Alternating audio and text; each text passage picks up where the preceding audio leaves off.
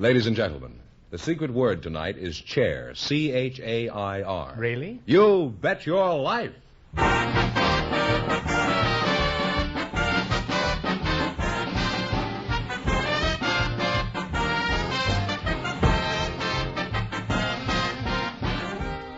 more than 3,000 DeSoto Plymouth dealers of America present Groucho Marx in You Bet Your Life, the comedy quiz series produced and transcribed from Hollywood.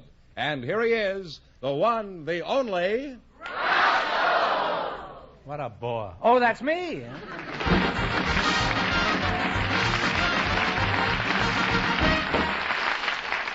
Well, here I am again with $1,000 tonight for one of our couples. We have a couple of young single people for you tonight. This is Fire Dome Fenneman, in case you forget.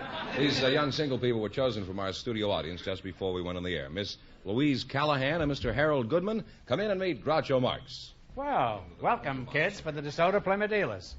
Say the secret word and divide $100. It's a common word, something you use every day. Louise Callahan and Harold Goodman. Louise, say this. There's quite a lot of you, isn't there? How much of you is there, Louise? 165 pounds. 6 feet tall. 6 feet tall, and you weigh 165, huh? Where are you from? I'm from Shamokin, Pennsylvania. Oh, well, I'm smoking now, huh? Where are you from, Harold? Indiana Harbor, Indiana. How old are you, Harold? 27. 27, yes. Huh? Well, you're a fine-looking lad. Thank you. What sort of work do you do, my lad? I'm a physician. Oh, a doctor, huh? Mm-hmm. Yes. Is there any difference between a doctor and a physician? Except the fee, I mean. Well, many professions apply the name doctor to their title, but a physician is... That's a euphemism, isn't it? A euphemism is yes, fine. Yes, I well, think. euphemism and me for using that. You know, I'm curious. What made you decide to become a doctor in the first place? Well, that's a question that I've been asked many times, and it's a very difficult one to answer. Was this after you operated they asked you that?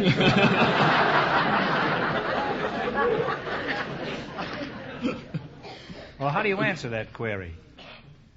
The answer of necessity has to be very nebulous and vague, and I just can't give you a specific... Well, we don't object to a nebulous answer. You don't? Oh, no. Well, it offers a great... You'd be surprised deal. how nebulous we can get on this show. I've seen you before, and yes. I'm sure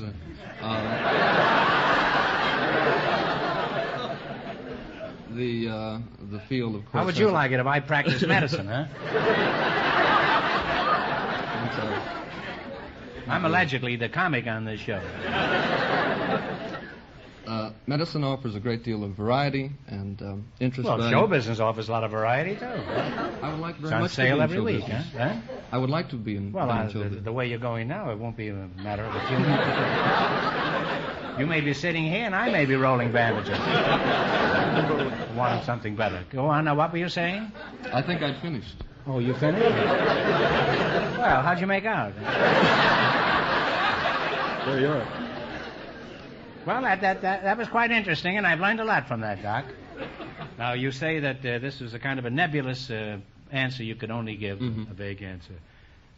I hate to bring up an unpleasant subject like this, but weren't you at all interested in the financial returns of being a doctor?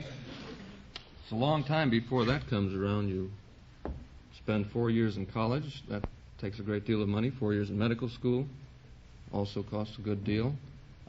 This is followed by a year of internship at the rate of about 10 cents an hour. If you want to specialize, a residency for 3 or 4 years at 15 cents an hour. Then out in practice, it'll take a little while to get established. 15 cents an hour? It's quite good these days. Well, it costs you 60 cents to shoot pool for an hour. Why couldn't you skip all those preliminaries and just hang up a shingle when you get out of high school? Well, that would be unethical, and besides, you'd get caught.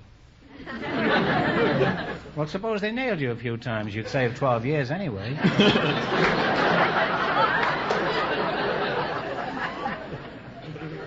Now, Louise, what sort of work have you been doing? I used to be the human fish at the Miami Biltmore in Florida. You were a human fish? Yes. Did you have a worm in your mouth? Or... No, I'll tell you about it, Groucho. Well, I wish you would. What they did was put a harness on me, and there was a man with a pole and a line, and I would go out in the water and swim real hard and try to fight it, and people on the sides would make bets and to see if I would stay out in the water, or whether he pulled me in or not. Well, after they caught you, did they hang you over the mantle? Or... Imagine coming home and explaining this to your wife. Say, I just caught this fish. Well, you make a splendid couple, and now the rest is up to you. I've done all I can. Now, in just 1 minute, you're going to play You Bet Your Life for a chance at the $1,000 question. But first, I want everybody to listen to this. Friends, what do you want in a car?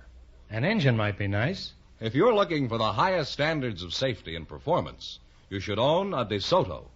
How about if you're looking for little things, like wheels?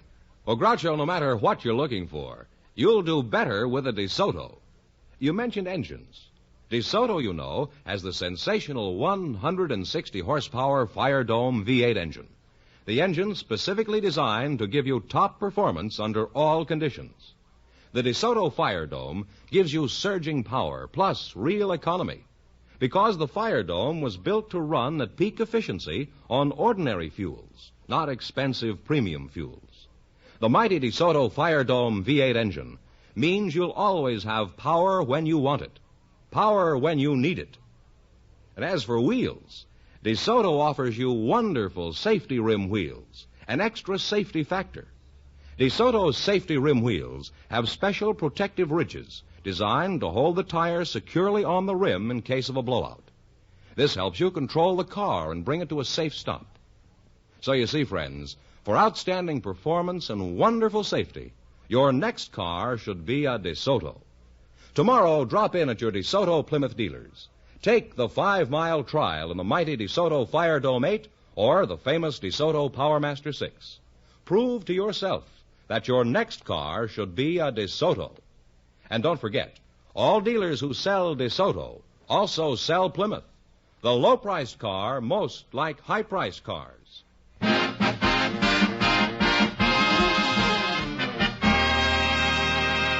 All right, now let's see how you work together as a team. Fireman, Fire Dome Fenneman.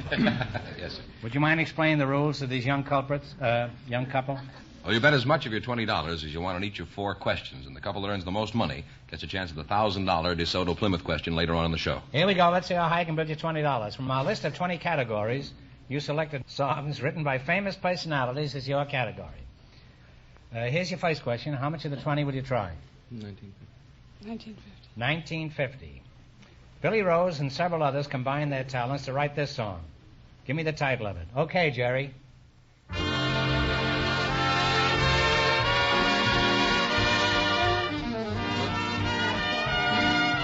Me and My Shadow. Me and My Shadow is right.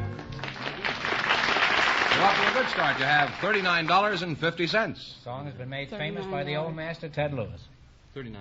$39 you're going to bet? Remember, you're going for $1,000 tonight. Now, you're going to bet $39. Rudy Valley had a hand in writing this song. Give me the title.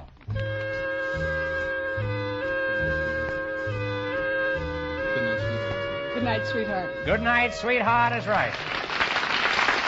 You now have $78.50. How much you going to bet? 78. 78. Here's the third question. $78. Bing Crosby was one of the writers of this song. What's the name of it? Play it, Jerry.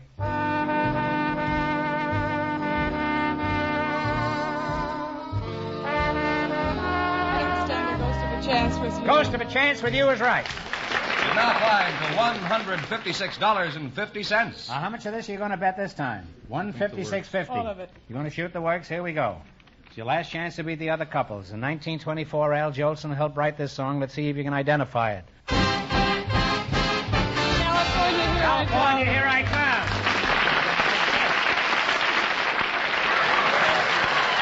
And you'll wind up with $313. There, Louise, you're a fine couple.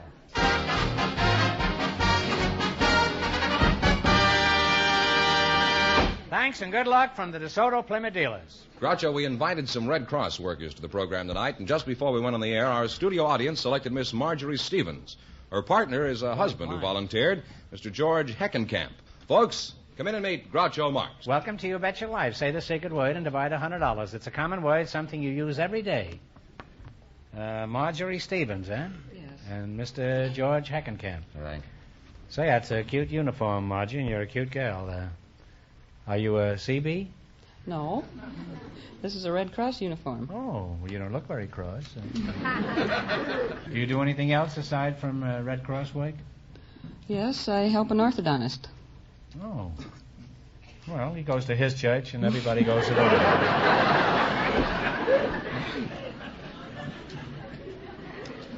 George Heckenkamp, huh? Yes. Where are you from? I'm originally from Quincy, Illinois. Oh, I had the Quincy for a while. I played in Quincy. That was long before you were born, though, I think. Are you married, George? Yes, I am, sir. Mm-hmm. How'd you meet your wife? Well, she was dancing with a fellow I didn't like one time, and I cut in on him and been dancing with her ever since. You dance 24 hours a day? Was your wife pleased at this turn of events? Well, I'm married to her. She Answer my question, George. None of this nebula stuff. We've had enough nebulae tonight. What did you do in Quincy? Well, I didn't do too much in Quincy. I moved to Pittsfield, Illinois. What did you do in Pittsfield? Moved to Peoria? No, I had a flower shop there, a florist shop. Oh, I see. And everything went to pot? How'd you make out there? Well, I lost money. Oh. That was pretty prophetic, wasn't it? What did you do when you came to California? Well, I opened 2 flower shops out here. Well, that was pretty smart, George. You got wiped out in 1 flower shop, you thought you'd do it with 2 shops. You figured you could go under much faster that way, is that it? You're a pretty shrewd cookie, George. How'd you make out the second time? I lost twice as much. George, I hate to say this, but in the flower business, I'd say you're a blooming idiot.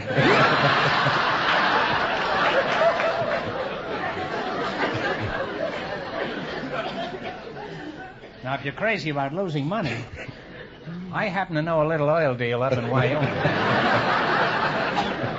Now, this is a very attractive deal. You could get wiped out overnight. What did you do to make money, George? Well, I worked for an airline at night, and I worked for a bank during the day. Well, that wasn't very bright, George. If you really wanted to make money, you should have worked at the airline during the day and the bank at night.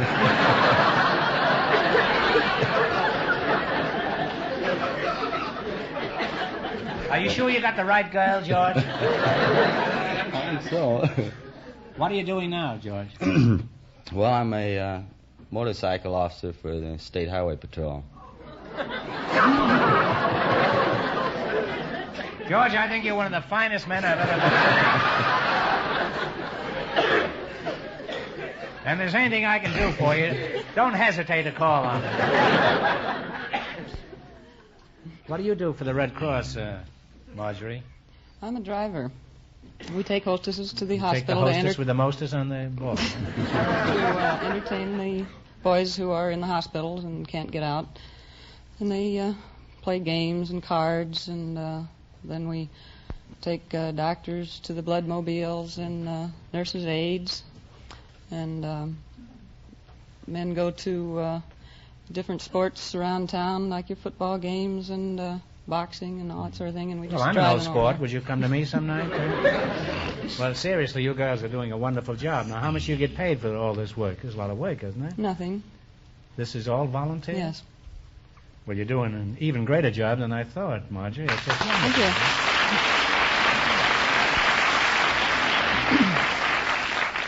And if George wasn't married, I'd see what I could work up here between you two. George, let's get back to your job. For example, how did you happen to become a motorcycle cop? You Well, were leading a fairly comparatively honest life up to now.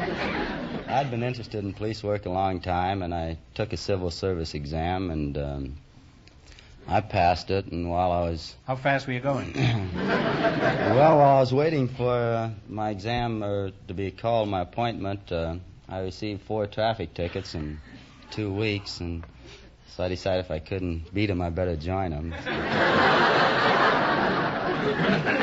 George, there's one thing that bothers a lot of motorists. Why is it you motorcycle cops always hide behind a billboard?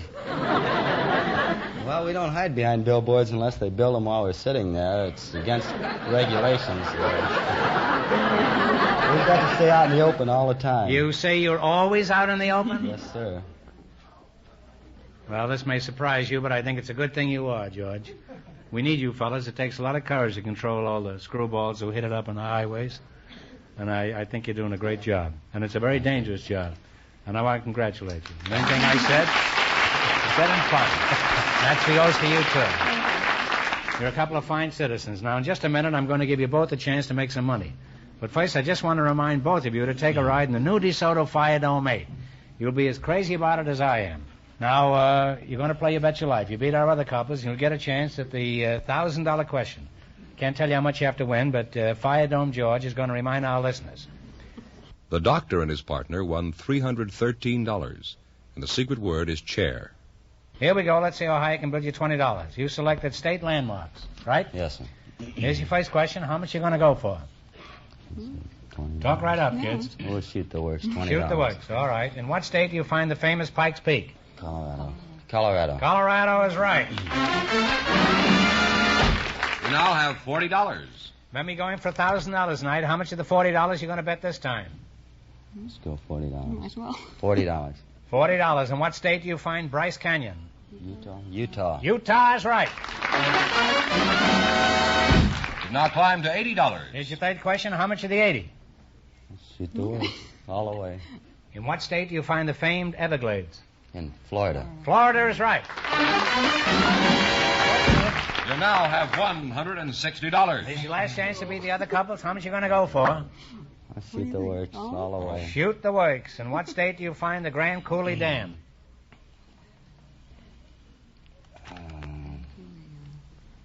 Washington. I'd say Washington. Washington is right. Give you a good question. You wind up with $320. Thanks and good luck from the DeSoto Plymouth dealers.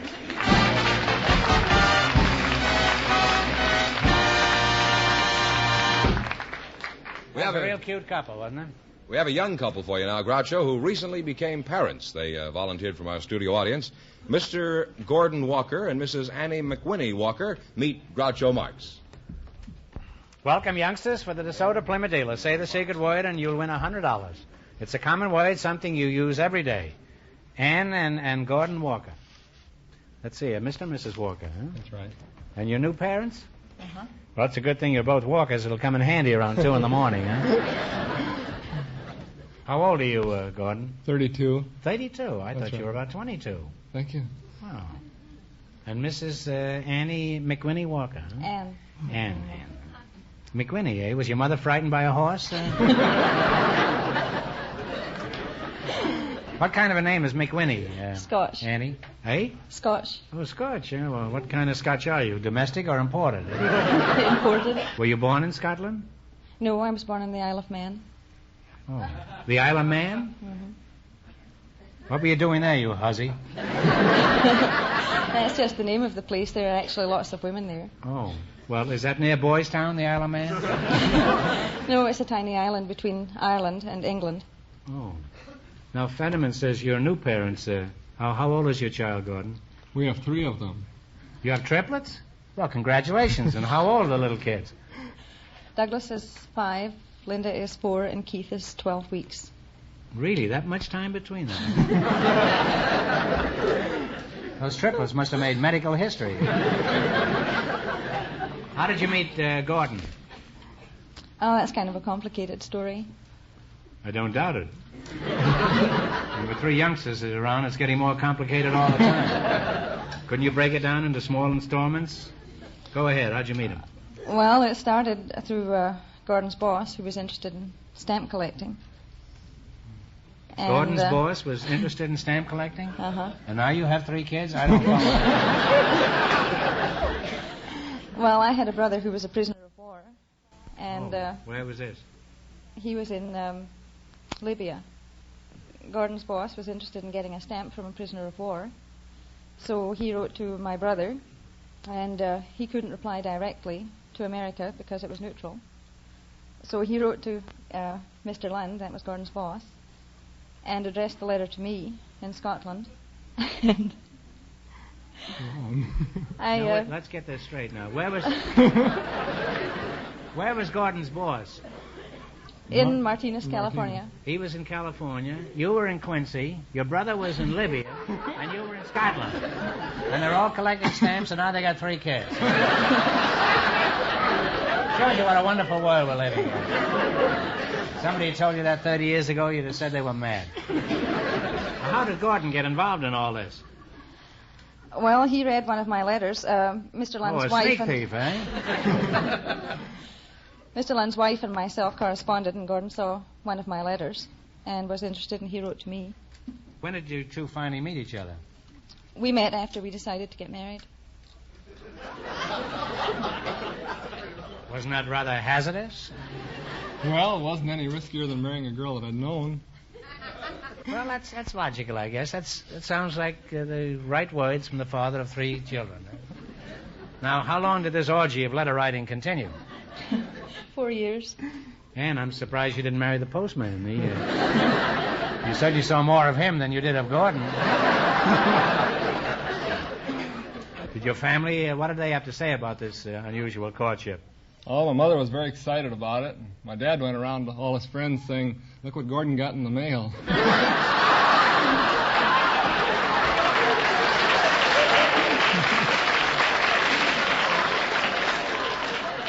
Some people have all the luck. All I ever get in the mail are blotters from the telephone company. What sort of work do you do, Gordon? Well, I'm an analytical chemist for the Shell Oil Company. Oh. Well, has he shelled out pretty regularly? Do you know much about his chemistry work, Ann? No, it's all double Dutch to me. It's what? It's all double Dutch to me. Double Dutch, huh? I don't understand it, but when I can't get to sleep at night, he tells me about it, and I go right to sleep.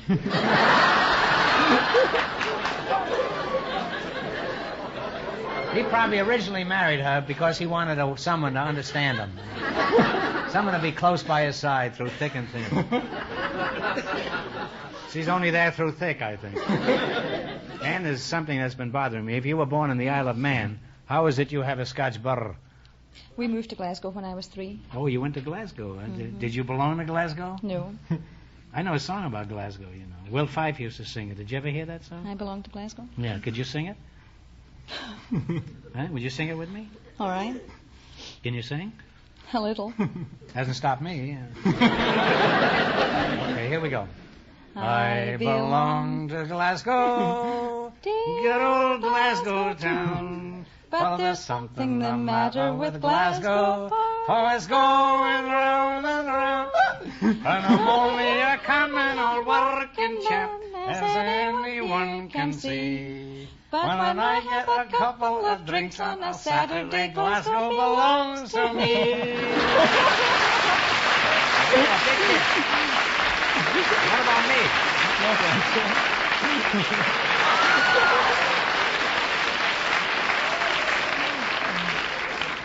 We both lost our heads in that song. You know, we may have more in common than Gordon and she had. Well, you're a nice young couple, and obviously the post office did an excellent job as Cupid. And I wish the both of you a long and a happy life together. Now it's time to play You Bet Your Life. You got to run your $20 no more than our other couples, and you'll get a chance at the $1,000 question. I can't tell you how much to win. You have to win, but George is going to remind our listeners. The Red Cross worker and the police officer lead with $320. Okay, here we go. Let's see how high I can build you $20. You selected the animal kingdom. Here's your first question. How much will you bet? $19.99. What do you call a male deer? Buck. Buck is right. You have $39.99. Now, how much of the $39.99 are you going to go for? We'll save a half a cent and bet $39.99. Thank you. Okay. What do you call a baby horse? A colt. Colt is right.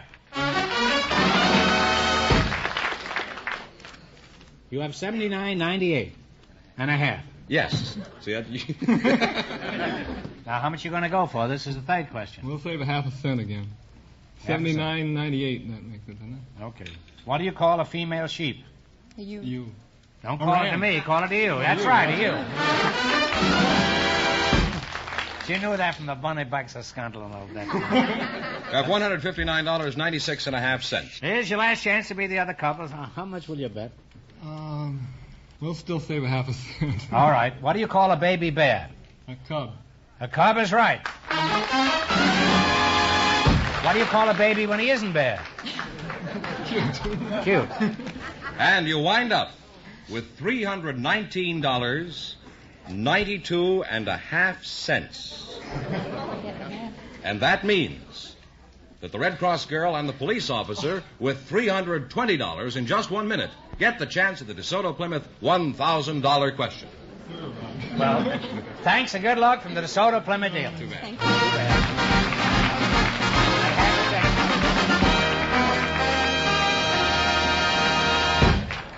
Fenneman, let me tell you something about used cars. Do you know you've got to be mighty careful where you buy one? That's right, Groucho. My advice is go to the DeSoto Plymouth dealer.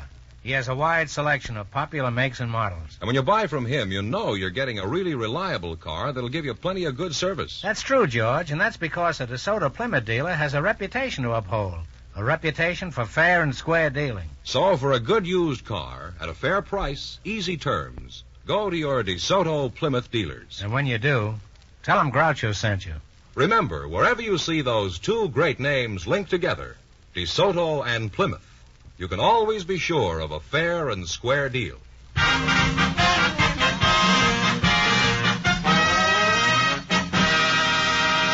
Here's the Red Cross girl and the police officer, Groucho, the winning couple, all set for the DeSoto Plymouth $1,000 question. Well, how do you feel, Smart? I don't know, scared. Now, if you win this money, stop hiding behind billboards, will you? Sure. All right, for $1,000, I'll give you 15 seconds to decide on a single answer between you. Think carefully, and please no help from the audience. Here it is. America's most famous ship, Old Ironsides, actually had copper sides, which were installed and designed by a great patriot. For $1,000, who was this famous craftsman?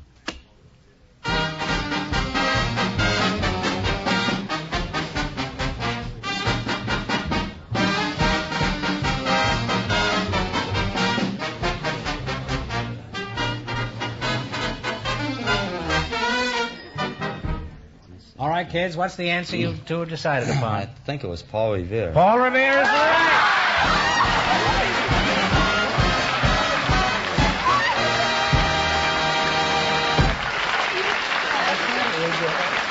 That's right, you win That's right, you win $1,000. How much in the quiz, George? $320 in the quiz. $1,320. So, congratulations from the more than 3,000 DeSoto Plymouth dealers from coast to coast. You bet your life. Thank you, sir. Thank you very much.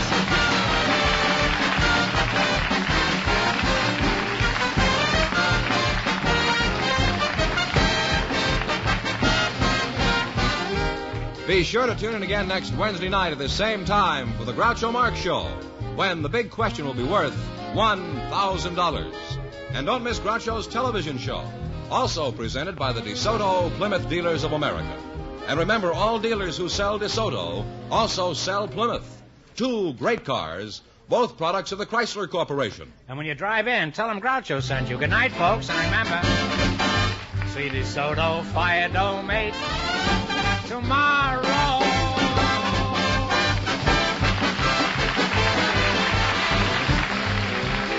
Folks, here's a reminder from the National Safety Council. The 3 R's of safe driving are ready, reasonable, and right. You Bet Your Life, transcribed from Hollywood, is produced by John Goodell. Directed by Robert Dwan and Bernie Smith. Music by Jerry Fielding. This is George Fenneman signing off for the more than 3,000 DeSoto Plymouth dealers from coast to coast.